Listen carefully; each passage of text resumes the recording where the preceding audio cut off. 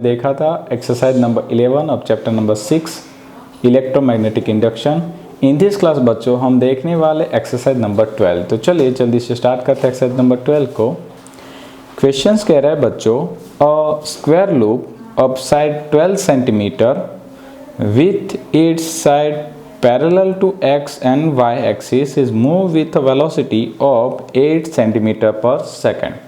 अब देखिए बच्चों, हमें यहाँ पे दी गई थी एक स्क्वायर लूप जिसकी साइड लेंथ थी 12 सेंटीमीटर। तो मैं एक काम कर सकता हूँ, यहाँ पे L is equal to 12 centimetre.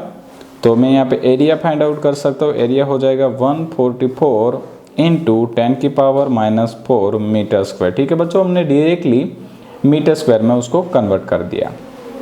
And ये जो कोयल थी बच्चों, वो मूव हो रही थी with velocity 8 centimetre per second. तो मैं यहाँ पे नोट कर सकता हूँ 8 इंटू 10 की पावर -2 मीटर पर सेकेंड। करेक्ट है बच्चा party. In the positive x direction in an environment containing a magnetic field in the positive Z direction. अब देखिए बच्चों, यहाँ पे मैं कहा गया था कि हमारी जो लूप है वो एक्स वाई प्लेन में थी और ये पॉजिटिव एक्स एक्स की डायरेक्शन में मोशन कर रही थी और पॉजिटिव जेड एक्स की डायरेक्शन में हमारा मैग्नेटिक फील्ड था। The field is neither uniform in space nor constant in time. और ये जो फील्ड है वो पोजीशंस के साथ भी वेरी हो रहा है और टाइम के साथ भी वेरी हो रहा है। राइट है। It is a gradient of 10 की पावर -3 टेस्ला पर सेंटीमीटर। अब देखिए टेस्ला पर सेंटीमीटर यानी कि बच्चे लोग ये हमें दिया है dB by dx। dB by dx is equal to 10 की पावर -3 टेस्ला पर सेंटीमीटर। तो अगर मैं यहाँ पे नोट करूँ 1 सेंटीमीटर बराबर 10 की पावर -2, तो यहाँ पे बच्चों आंसर आएगा 10 की power -1 tesla per metre. Right. along the negative x direction and it is decreasing in time at the rate of 10 की पावर -3 टेस्ला पर सेकेंड। यानी कि यहाँ पे जो मैग्नेटिक फील्ड है बच्चों वो टाइम के साथ डिक्रीज हो रहा है और उसकी वैल्यू है 10 की पावर -3 टेस्ला पर second. Determine the direction and magnitude of the induced current in the loop if its resistance is 4.5 milli ohm. तो R इज इक्वल टू बच्चों मैं यहाँ पे नोट कर देता हूँ 4.5 इंटू 10 की पावर -3 ओहम। मिली ओहम यानी 10 की पावर -3 ओहम। राइट है बच्चों। अब देखिए यहाँ पे सोचने वाली बात यह है कि बच्चों हमें यहाँ पे इंड्यूस करंट फाइंड आउट करना है।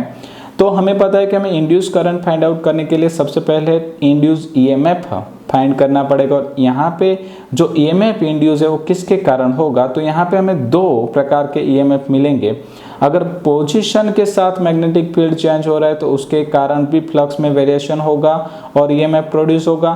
टाइम के साथ अगर फील्ड चेंज हो रहा है तो उसके कारण भी फ्लक्स में वेरिएशन होगा और हमें ईएमएफ मिलेगा।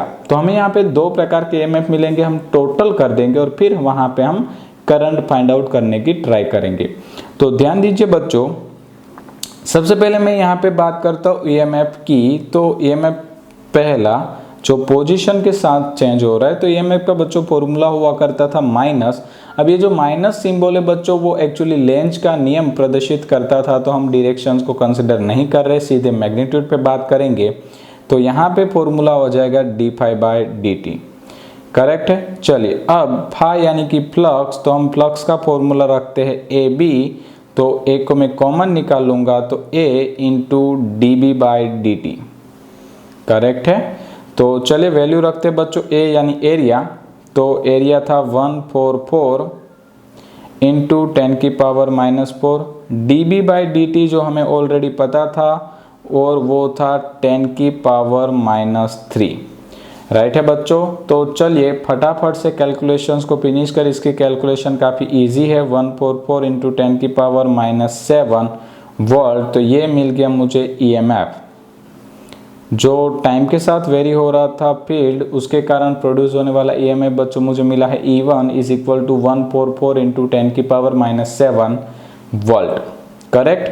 चलिए अब दूसरे वाले ईएमएफ के लिए बात करेंगे बच्चों, जो पोजीशन के साथ चेंज हो रहा था, तो उसे मैं नाम देता हूँ E2। अब फॉर्मूला तो सेम रहेगा बच्चों, E2 is equal to d phi by d t. तो मैं यहाँ पे फाई की वैल्यू रखता हूँ, फाई की वैल्यू है ए बी, ठीक है। अब देखिए बच्चों यहाँ पे मैं क्या कर रहा हूँ, यहाँ पे मैं dx से मल्टीप्लाई करता हूँ, dx से डिवाइड करता हूँ, करेक्ट है। तो यहाँ पे मैं ऐसा लिख सकता हूँ a बाहर db by dx into dx bye dt, correct बच्चों, समझ में आया आप सब लोगों को। यहाँ पे ये जो a था उसको मैंने बाहर निकाल लिया है, db by dx into dx bye dt। अब हम जानते हैं कि dx bye dt is equal to velocity, तो हम यहाँ पे नोट कर देंगे E2 is equal to a into d b by d x into velocity v। चले वैल्यू पुट करते एरिया, तो एरिया था बच्चों 144 इंटू 10 की power -4 d b by d x जो था 10 की पावर -1, और v वेलोसिटी बच्चों में दी गई थी 8 इंटू 10 की पावर -2। तो चलिए बच्चों यहाँ पे भी कैलकुलेशन कर दीजिए, 144 इंटू 2, तो यहाँ पे बच्चों आंसर आ जाएगा 1152 इंटू 10 की पावर -7 वोल्ट, करेक्ट है। तो ये आ गया हमारा दूसरा EMF, करेक्ट। तो अब हम यहाँ पे क्या बात करेंगे बच्चों, टोटल EMF की। तो टोटल EMF के लिए हम क्या करेंगे, इन दोनों को जोड़ देंगे। तो यहाँ पे मैं नोट कर दूंगा E is equal to E1 plus E2। तो चलिए बच्चों फटाफट कैलकुलेटर यूज़ कीजिए और बताइए 1152 प्लस 144, ठीक है, और 1152 प्लस 144 बच्चों आंसर आ जाएगा 1296, और पावर तो थी ही -7। तो ये आ गया मुझे टोटल EMF। और अब हम फाइनली बात करेंगे करंट के लिए। तो करंट फाइंड करने का बच्चों काफ़ी सिंपल फॉर्मूला है, I is equal to E by R. तो E की वैल्यू रख दीजिए 1296 इंटू 10 की पावर -7 डिवाइड बाय बच्चों रेजिस्टेंस हमें दिया था 4.5 इंटू 10 की पावर -3, करेक्ट है। चलिए तो जल्दी से सिंप्लीफिकेशन कर दीजिए 1296 डिवाइड बाई 4.5 और पावर के साथ। तो बच्चों आपको यहाँ पे आंसर मिलेगा 2.9 इंटू 10 की पावर -2 एम्पियर। इसी के साथ बच्चों हमें यहाँ पे इस लूप में प्रोड्यूस होने वाला यानी कि इंड्यूस होने वाला करंट मिल चुका है, और करंट का आंसर आ रहा है 2.9 इंटू 10 की पावर -2 एम्पियर। बट हमें यहाँ पे अभी बात करनी थी डायरेक्शन की। तो यहाँ पे देखिए बच्चों क्या हो रहा है कि जो फ्लक्स था वो पोजीशंस के साथ डिक्रीज हो रहा था। पोजीशंस के साथ डिक्रीज होने के कारण फ्लक्स भी कम हो जाएगा। फ्लक्स कम होगा तो हमारा जो इंड्यूस करंट है वो कुछ इस प्रकार से प्रोड्यूस हो कि जिससे फ्लक्स का जो मैग्नीट्यूड है वो इंक्रीज हो, और इसी के कारण हमारा जो ये करंट है बच्चों इस कोइल में एंटी क्लॉकवाइज डायरेक्शन में प्रोड्यूस होगा, राइट है। तो इसी के साथ बच्चों हमारा ये क्वेश्चन यहाँ पर फिनिश होता है। इन नेक्स्ट क्लास बच्चों हम मिलेंगे एक्सरसाइज नंबर 13 के साथ। Thank you.